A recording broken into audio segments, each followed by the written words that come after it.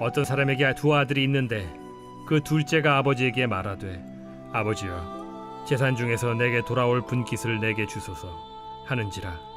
아버지가 그 살림을 각각 나눠 주었더니 그 후 며칠이 안 되어 둘째 아들이 재물을 다 모아 가지고 먼 나라에 가 거기서 허랑방탕하여 그 재산을 낭비하더니 다 없앤 후 그 나라에 크게 흉년이 들어 그가 비로소 궁핍한지라.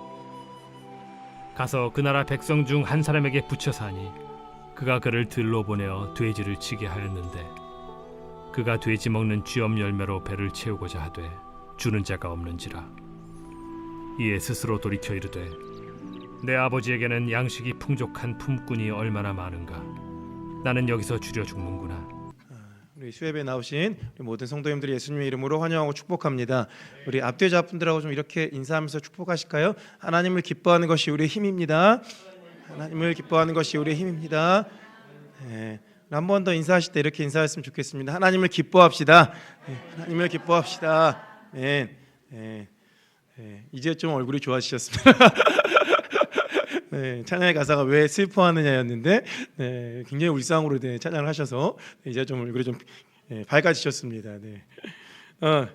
오늘은 4주 동안 이제 함께 말씀 좀 나눌 건데요. 저는 이제 성경 공부하지 않고요. 좀 말씀을 좀 나누고 싶은 말씀이 있어서 좀 설교하는 시간도 좀 갖도록 하겠습니다. 오늘 주시는 말씀은 누가복음 15장 11절에서부터 17절까지 말씀이고요. 신약 성경 121쪽입니다. 여러분 너무 잘 아시는 말씀이에요. 누가복음 15장 11절에서부터 17절까지의 말씀, 신약성경 121쪽의 말씀을 저와 여러분이 한 절씩 교독하시고 마지막 절은 합독하도록 하겠습니다. 제가 먼저 읽겠습니다. 또 이르시되 어떤 사람에게 두 아들이 있는데 그 둘째가 아버지에게 말하되 아버지여 재산 중에서 내게 돌아올 분깃을 내게 주소서 하는지라. 아버지가 그 살림을 각각 나누어 주었더니 그 후 며칠이 안 되어 둘째 아들의 재물을 다 모아 가지고 먼 나라에 가 거기서 허랑방탕하여 그 재산을 낭비하더니 다 없앤 후 그의 나라에 크게 흉년이 들어 그가 비로소 궁핍한지라. 가서 그 나라 백성 중 한 사람에게 붙여 사니 그가 그를 들로 보내어 돼지를 치게 하였는데 그가 돼지 먹는 쥐엄 열매로 배를 채우고자 하되 주는 자가 없는지라. 함께 읽습니다. 이에 스스로 돌이켜 이르되 내 아버지에게는 양식이 풍족한 품꾼이 얼마나 많은가. 나는 여기서 줄여 죽는구나. 아멘. 아빠를 부탁해라는 제목으로 여러분과 함께 좀 말씀을 나눠보도록 하겠습니다. 여러분 성도님들 혹시 가출 해보신 분 계세요? 학창 시절에? 한 분도 없으시군요. 모범생이셨나 봐요. 학창 시절에 가출 해보셨어요? 아무도 없으시군. 다행이네요. 저도 안 해봤어요. 실망하시나요? 해보실 줄 알았어요? 저도 모범생이었어요. 해보지 않았습니다. 그런데요, 제가 가출한 사람을 잡아본 적은 있어요. 학창 시절에 가출한 후배를 한번 이렇게 잡아왔습니다. 그 부모님이 특별히 저한테 이렇게 부탁을 했어요. 여자아이였어요. 딸이 가출했는데 좀 잡아다 주면 안 되냐. 그러면서 그 친구가 자주 출몰하는 그 지역의 후보를 저에게 가르쳐 주셨어요. 이 넓은 지역에서 내가 어떻게 찾아 이러니 다행히 후보 몇 군데를 제가 이렇게 가면 있을까라는 마음으로 왜 나한테 부탁하지? 직접 찾으시지 했는데 설명하시더라고요. 자기가 가면 안 따라올 것 같은데 제가 가면 따라올 것 같대요. 안 따라오면 끌고서라도 와달라고. 뭘 믿고 줘요. 그래서 막 마음에 이거 어떡하나 하면서 이렇게 말씀하셨으니까 어른이고 그때는 제가 청년 때였고 이렇게 고민하면서 첫 번째 후보지 PC방 갔습니다. 진짜 다행히로 첫 번째 후보지에 있더라고요. 아이가 그러면서 근데도 걱정되는 거예요. 내가 간다고 갈까? 가서 이렇게 조심스럽게 얘기했어요. 집에 가자. 걔도 저를 보자마자 표정이 안 좋아지더라고요. 집에 가자. 저 솔직히 좀 버틸 줄 알았거든요. 웬걸 기다렸더니 저를 따라오더라고요. 집에 가자 하니까 저를 순순히 따라왔어요. 제가 더 놀랐어요. 내가 그렇게 무서운가? 그래서 무섭게 생기긴 했죠. 근데 그렇다고 무섭다고 그렇게 따라오나 생각했는데 나중에서야 제가 그 이유를 들었어요. 후배가 순순히 따라온 이유가 사실은 가출해서 밖에서 며칠 지내보니까 너무 힘들었대요. 그래서 집에 가고 싶었대요. 근데 집에 그냥 가면 너무 혼날 것 같으니까 어떻게 들어가지도 못하고 그러고 있는 차에 제가 오니까 그냥 못 이기는 척 저를 따라온 겁니다. 집 나가면 개고생, 그냥 고생하는 개고생, 개고생입니다. 처음에 이제 집 나갈 때는 자유롭고 신났을지 모르죠. 근데 점점 시간이 지날수록 돈도 없죠. 갈 데도 없죠. 친구들도 처음에는 같이 놀아주다가 친구들은 놀다가 집으로 가야 되니까 자기는 혼자 갈 데가 없어요. 집에 가서 편히 쉬고 싶었는데 마침 저를 보고 따라오게 된 겁니다. 집 나가면 개고생입니다. 그렇죠? 다 아시잖아요. 여행도 가보면 얼마나 좋아요. 그래도 집에 돌아올 때 여러분들 집에 와서 하시는 말 뭐예요? 집이 제일 편하다야. 아니에요? 네, 그렇잖아요. 뭐 아무리 여행 재밌어도요, 그게 이제 숙소가 아무리 좋아도요, 평생 거기서 살아보십시오. 네, 안 좋아요. 그렇죠? 집이 제일 좋습니다. 제가 요즘에 아시는 분은 아시지만 교회에서 좀 자고 있어요. 종종. 지난주에 교회에서 5일 동안 잤더라고요. 화, 수, 목, 금, 토. 네, 너무 걱정 안 하셔도 됩니다. 나름 편하게 지내고 있습니다. 네, 네, 아늑해요. 잠옷이라서 이렇게 매트릭스 하나 깔아놓고 자고요. 그 5층에 이제 저희 건물 5층에 헬스장 있는 거 아세요? 제가 거기 1년 등록을 해놨어요. 그래서 거기서 씻습니다. 샤워장이 있어서 거기서 아침에 씻고 나름 사우나도 가까이 바로 있잖아요. 자주 이용하고 편하고 좋습니다. 그러다 제가 지난주 주일날 이제 5일 만에 집에 갔어요. 너무 좋아요. 역시 저 잠옷실이 제 일산에 있는 집보다 사실 방이 더 커요. 그럼에도 불구하고 집에 가서 자니까 조금 잤는데도 몸이 확 회복되더라고요. 집이 좋긴 좋구나 생각을 했습니다. 집 나가면 고생, 개고생. 네. 우리가 탕자의 비유로 너무 잘 알고 있는 오늘 본문, 저 집 나가서 개고생하는 인물 하나 등장하잖아요. 그 유명한 탕자 둘째 아들입니다. 그 이야기가 싫어요. 왜냐하면 제가 둘째 아들이거든요. 네, 집 나가면요 참 고생합니다. 허랭방탕하게 살다가 아버지가 주신 유산 싹 다 날려먹고 유대인들이 부정하다 여기는 그 돼지를 치는 일 겨우 하죠. 문제는 그 돼지가 먹는 쥐염 열매도 제대로 얻어먹지 못한 인생 삽니다. 돼지보다도 못한 신세가 돼버린 거예요. 정말 궁핍하고 비천한 신세가 돼버린 겁니다. 그 신세가 정도 되니까 비로소 돌이켜 생각하죠. 오늘 읽었던 본문 17절입니다. 제가 읽겠습니다. 이에 스스로 돌이켜 이르되 내 아버지에게는 양식이 풍족한 품꾼이 얼마나 많은가. 나는 여기서 주려 죽는구나. 아버지의 집을 생각하는데 어땠어요? 품꾼들조차도 양식이 풍족했대요. 품꾼은요 일용직 노동자입니다. 하루 품삯 받아가 살아가는 사람들이 양식이 풍족해봤자 뭐 얼마나 풍족했겠어요. 그런데 아버지 집에 있는 품꾼들은 양식이 풍족합니다. 왜냐하면 그 아버지가 부유할 뿐만 아니라 품꾼들에게조차도 후히 주시는 분이기 때문인 거겠죠. 진짜 좋은, 정말 아버지면서 정말 좋은 사람이었을 것 같아요. 정말 좋은 고용주였을 거고요. 하물며 이 둘째 아들은요 그 집의 아들이잖아요. 그렇죠? 얼마나 풍요로운 인생을 살았을까요? 또 얼마나 존귀한 신분을 갖고 있었을까요? 그렇죠? 그런데 왜 가출했어요? 그 좋은 집을 왜 버렸어요? 그런 생각 해보셨습니까? 뭐 아버지가 나빠서 가출했으면 제가 이해라도 해요. 아버지가 때렸어요. 폭력적이에요. 아니면 집이 찢어지게 가난했어요. 그래서 가출하면 그럴만했네 라고 제가 이해할 수 있을 것 같아요. 근데 그런 분은 아니잖아요.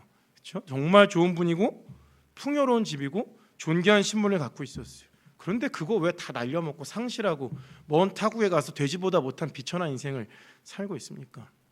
왜 그래요? 그거 누리고 있을 때, 내가 그거 가지고 있을 때 그거 얼마나 놀랍고 좋은 것인지 잘 몰라서 그랬던 거 아닙니까? 그렇죠? 매일 자신이 누리고 있던 것들이요 얼마나 놀랍고 좋은 것인지 모르니까요. 그러니까 이 집에서 누리는 이 삶이 별 볼일 없어 보입니다. 오히려 집 밖의 세상이 아름다워 보였던 거죠. 집만 벗어나면 매일 흥분되고 뭔가 신나는 일상이 내 삶을 기다리고 있을 것 같은 그런 마음이 들었겠죠. 얼마나 위험한 곳인지는 전혀 몰랐을 겁니다. 그런 그에게 집은요 그냥 자기를 가두는 억압하는 울타리와 같이 느껴졌을 거예요. 그에게 아버지란 존재는요 그냥 고리타분한 존재였을 거예요. 그에게 한결같은 아버지의 사랑은 시시하게만 느껴졌을 겁니다. 새로운 자극을 찾아, 새로운 몸을 찾아 세상을 향해 힘차게 나아가죠. 그리고 스톰, 풍파를 맞습니다. 이거 비유지만 사실은 이게 우리가 겪는 우리의 이야기이기도 합니다. 우리가 가지고 있을 때, 참 누리고 있을 때 그 가치를 잘 모르고 익숙함에 속아가지고 우리의 소중함 잃어버리는 것들은 얼마나 많습니까? 너무 당연하게 여기는 것들 얼마나 많습니까? 변함없으니까 그게 복인 줄 몰라서 함부로 여기까지 하는 거 얼마나 많습니까? 대표적인 거 있습니다. 대표적인 거 이 얘기 들으면 다 아실 거예요. 대표적인 거 우리 가족. 너무 익숙하죠? 너무 당연하죠? 그러다 보면요 늘 있으니까 소중하다. 잘 알지만 깊게 느껴지지 않습니다. 언제 느껴요? 없을 때. 그렇죠. 자녀들 군대 보내면 혹은 공부 때문에 외국 가면 속이 시원하십니까? 드디어 자유다 이러십니까? 네, 그런 부모도 계실 수도 있는데 여기는 안 계시리라 생각합니다. 빈자리가 얼마나 커요. 그렇죠? 가족이란 게 그런 겁니다. 있을 땐 잘 모르죠. 뿐만 아닙니다. 직장 어때요?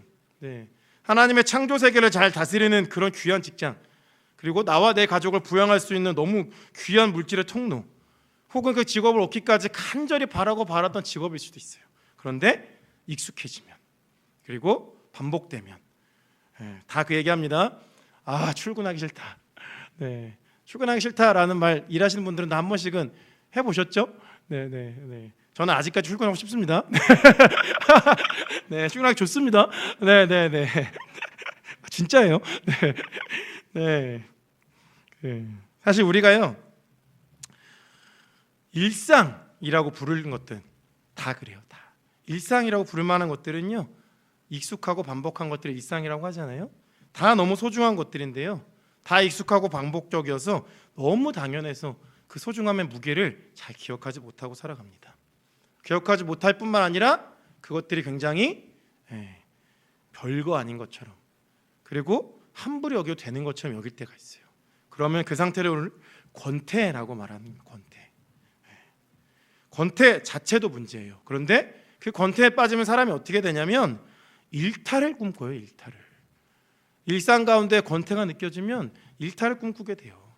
탕자가 겪는 일련의 과정들입니다. 뿐만 아니라 우리 일상 가운데 권태로움을 느끼는 많은 사람들이 겪는 일련의 과정이기도 합니다. 왜 멀쩡한 남편과 아내가 멀쩡한 가정을 두고선 왜 불륜을 저지르고 바람을 펴요? 너무 사랑해서? 아니에요. 그렇지 않습니다. 그냥 권태로운 거예요. 일탈을 꿈꾸는 겁니다. 왜 멀쩡한 직장을 두고 무리하고 과감한 그런 리스크가 큰 투자를 해요? 권태로운 겁니다. 권태로운 겁니다. 얼마나 자기가 갖고 있는 것들이 중요한지 잘 모르는 거예요. 진짜 안타까운 것들은 우리의 신앙생활에서도 이런 일들이 일어납니다. 신앙의 일상도요 우리가 이런 권태로움을 겪게 되고요, 신앙의 일상 가운데 일탈을 꿈꾸는 사람도 진짜 많아요. 저와 성도님들은 하나님 아버지 집에 거하는 자녀입니다. 아멘. 아멘. 우리 자녀입니다. 하나님 아버지의 집에 거하는 자들입니다. 그런데 때로는 우리도 이 비유에 나오는 아들처럼 이 아버지 집에 거하는 신앙의 일상이 갖고 있는 소중함의 무게를요 잊고 살 때가 있습니다. 잊고 살아요. 너무 익숙하니까요. 너무 당연하게 여기게 될 때가 있습니다. 한때는 지금도 그러신 분들 계실 수도 있어요.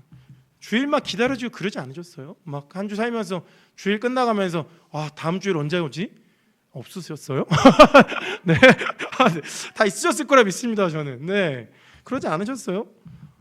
예배를 진짜 간절히 사모하고 토요일 밤부터 설레고 그랬던 때가 저도 있었어요. 하나님 아버지의 그 사랑과 예수님이라는 이름만 들으면 가슴 뭉클해지는, 십자가 보기만 하면 막 눈물 글썽여지는 그런 감동과 감격이 다 있으신 분들이니까 이 수요일에 여기까지 와 계시겠죠. 지금 어떠십니까? 지금도 그렇습니까? 아니면 이제는 예수님이 날 위해 죽으셨대 말 들어도 그런가 보다. 하나님 나 사랑하신대. 뭐 그런가 보다. 이러고 계신, 혹시나 그러신 분들은 없으십니까?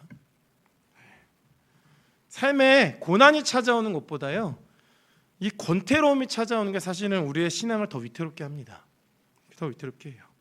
차라리 고난이 찾아오면요 하나님하고 막 싸우기라도 해요. 하나님 앞에 나와서 하나님 원망하기라도 합니다. 그때 하나님 앞에 서 있기라도 해요. 서 있기라도 합니다. 그런데 권태가 찾아오면, 몸이 건조함이 찾아오면요, 그렇게 안 돼요. 신앙의 권태에 빠지면 신앙생활은 진짜 재미없습니다. 너무 재미없어요. 해야 한다는 걸 알아서 그냥 하긴 하는데 그냥 어쩔 수 없이 억지로 합니다. 그런 상태 되면 어떻게 되냐면요, 주일에 마음껏 놀러 다니는 세상 사람들 보면 그렇게 부러울 수가 없어요. 와, 진짜 예수님 안 믿어. 저 사람들은 주일날 죄책감 없이 이렇게 날씨 오늘 너무 좋은데, 이런 생각 저만 해봤군요. 네. 네. 세상이 주는 그 재미가 그렇게 즐거워 보일 수가 없어요. 혹시 우리도 이 아버지의 집이 자유를 억압하는 울타리로 느껴지신 때는 없으십니까? 하나님 아버지 생각하면 고리타분, 그런 분으로 느껴지진 않으십니까? 하나님의 사랑이, 아버지의 사랑이 한결같다고 해서 혹은 시시하게 느껴본 적은 없으십니까? 우리가 읽지는 않았지만요, 오늘 본문에 등장하는 이 비유의 첫째 아들에 대해서도 우리 잘 알죠. 차마 동생처럼 집을 나가지는 못했어요. 그러나 그 역시도 아버지 집에서 누리는 그 풍요로움과 존귀함에 대해서 잘 몰라요. 집에 있지만 그 녀석도 탕자인 거는 마찬가지입니다. 아버지의 집에서의 삶이 권태에 빠지면요, 이 세상을 동경하여 집을 뛰쳐나가거나 집에 있어도 불평과 불만만 가득하거나 둘 중 하나입니다. 우리 말라기 1장 13절 전반부의 말씀을요, 제가 한번 읽어보겠습니다. 그런 신앙의 권태에 빠져있던 이스라엘 백성의 태도를 잘 고발합니다. 만군의 여호와가 이르노라, 너희가 또 말하기를 이 일이 얼마나 번거로운고 하며 코웃음 치고, 이 일 제사 지내는 일이. 제사 전문가들입니다. 전문가. 진짜 많은 제사를 드리고 진행하고 전문가인데 어떤 마음을 했어요? 번거롭다. 반복되는 제사의식, 너무 지루하다. 이게 무슨 의미냐?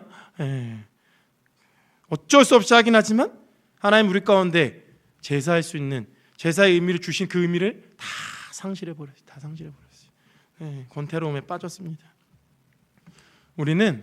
우리가 살고 있는, 하나님 또 우리를 부르신, 살게 하신 이 아버지의 집이 얼마나 좋은 곳인지, 그리고 또 내가 그분의 자녀라는 사실은 또 얼마나 복된 것인지, 그 소중함의 가치를 잃어버리지 말아야 됩니다. 회복해야 됩니다. 이 신앙이 익숙함에 속아서 소중함을 결코 잃어버리지 말아야 하는 것입니다. 우리 요한복음 1장 12절 말씀 우리가 함께 읽도록 하겠습니다. 시작. 영접하는 자 곧 그 이름을 믿는 자들에게는 하나님의 자녀가 되는 권세를 주셨으니. 아멘. 참 제가 좋아하는 구절입니다. 인터넷에 보면 가끔 이렇게 삼성그룹에 이재용 회장의 딸에 대한 기사가 가끔 올라와요. 딸이 무슨 학교에 들어갔는지, 딸이 지금 뭐 하고 있는지 이런 거 올라오거든요. 그럼 이렇게 댓글을 달잖아요. 사람들이 무슨 댓글 달릴 것 같아요? 다 부러워하는 댓글 달려요. 진짜 부럽다.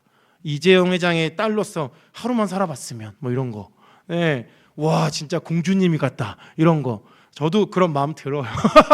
나 이제 형이라 불러봤으면 좋겠다. 이렇게 형님이죠. 형님이라 부를 수만 있다면 이런 마음 들어요. 아들까지는 아니어도 그런 내용 많이 듭니다. 근데요, 여러분 잘 생각해 보세요.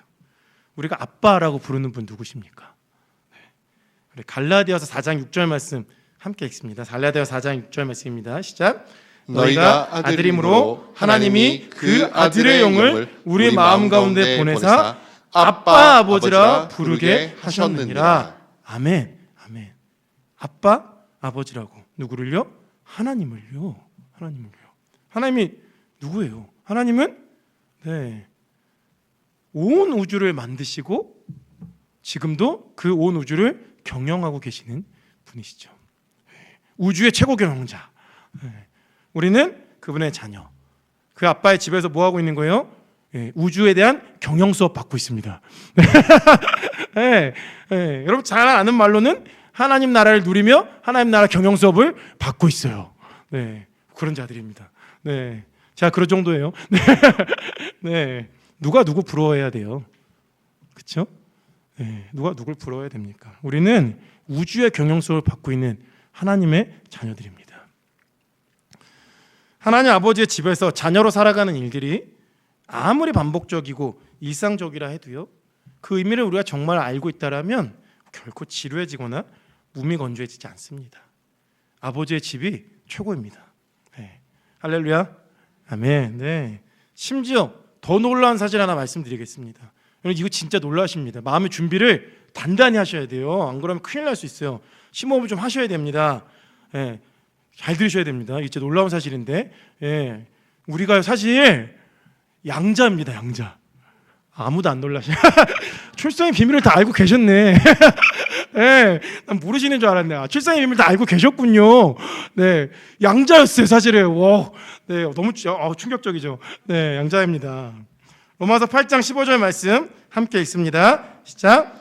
너희는 다시 무서워하는 종의 영을 받지 아니하고 양자의 영을 받았으므로 우리가 아빠, 아버지라고 부르짖느니라. 진짜 놀랍죠.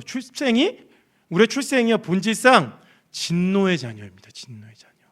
조금 더 알아듣기 쉽게 원수의 자식. 네. 하나님 아버지의 원수의 자식인데 원수의 자식을 자기 독생자 예수의 생명과 바꿔서 용서하시고 양자 삼아 주셔서 아빠 아버지라 부르게 하셨어요. 이거 드라마라도 이렇게 만들면 이거 욕 먹어요. 그렇죠? 너무 비현실적이다. 라고 생각할 수밖에 없을 정도로 드라마도 이렇게 쓰면 욕 먹겠죠. 네. 근데 이게 사실입니다. 네. 아빠라 부르는 분이 하나님일 뿐만 아니라 양자 삼아 주신 거였어요. 네. 익숙하다고 해서 당연하다고 해서 이게 네, 당연한 겁니까? 무엇 하나 당연하지 않습니다. 우리가 하나님 아버지의 집에서 자녀라고 고백하며 행하는 그 어떤 것도 당연하지 않습니다. 어떤 것도 당연해질 수 없습니다. 내 삶에 당연한 건 하나도 없습니다. 그 은혜라는 찬양 아시죠? 진짜 제가 마지막 가사 너무 좋아해요. 내 삶에 당연한 것 하나도 없었던 것을 모든 것이 은혜였어. 진짜 좋아하는 가사입니다. 제가 당연한 게 하나도 없습니다. 하나도 없어요. 매주 예배할 수 있는 거 당연합니까? 네. 우리 이미 코로나 때 겪었죠. 예배하는 게 와 세상에 제일 어려워. 네. 하나님이 허락해 주지 않으니까 내가 예배하러 나올 수도 없어요. 네. 와 진짜 예배가 당연한 게 아니었구나 겪었습니다. 네. 하나도 당연하지 않습니다. 우리의 우리 믿음의 일상들이요 은혜를 잊어버리지 않기를 축복합니다. 이 권태로움에 빠지지 않으시기를 축복합니다. 하나님 집에서의 그 소중함의 무게를요 우리 잊지 않으시기를 축복합니다. 익숙하다고 반복적이라고요 당연하게 여기지 않으시기를 축복합니다. 우리 당자는 개고생하고 집으로 돌아와서야 비로소 깨달았을 겁니다. 사실 감옥인 줄 알았던 이 집이 나의 보호막이구나. 고리타분하게 느껴졌던 아버지야말로 내 보호자구나. 항상 거기 있어서 시시하게만 느꼈던 그 아버지의 사랑이야말로 진짜 나의 안정감이구나. 그럼 고백하지 않았겠습니까? 집 나가고 개고생하고 경험할 필요 있어요. 우리가 그것을 늘 인식하고 깨달으면 됩니다. 제가요 신앙의 권태에 빠지지 않는 법에 대해서 말씀드리겠습니다. 이건 진짜 저만 알고 있는 비법인데 사실 다 알고 계신 비법이에요. 잘 못해서 그렇지. 다 알고 있습니다. 우리가 이거 신앙생활뿐만 아니라 내 모든 일상에서 권태에 빠지지 않는 비법입니다. 이것만 해도 진짜 우리의 삶이 반복적이라고 해서 일상적이라고 해서 그게 당연하게 여기지 않습니다. 뭐냐면요, 우리가요 우리의 일상 속에서 우리의 삶 속에서 정말 감사 제목들 발견해내기만 하면 됩니다. 그렇게만 하면 돼요. 별 비법이 아니어서 놀라셨습니까? 네, 대단한 비법인 줄 아셨습니까? 대단한 비법입니다. 네, 대단한 비법이에요. 네, 여러분 돌이켜 보십시오. 네, 어제 내가 몇 번 감사했지? 네, 한번 생각해 보세요. 네, 내가 몇 개의 감사 제목들을 찾아봤지?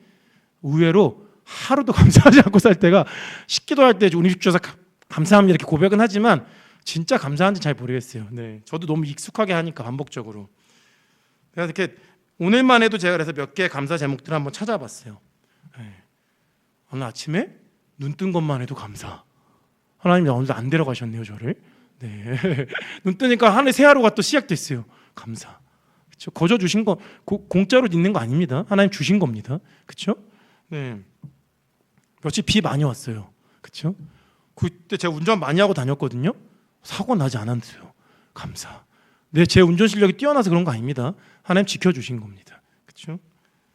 혹시 대중교통으로 교회 오신 분들 계실 수 있어요? 교회가 지하철역과 너무 가까워요. 네. 너무 감사. 그렇죠?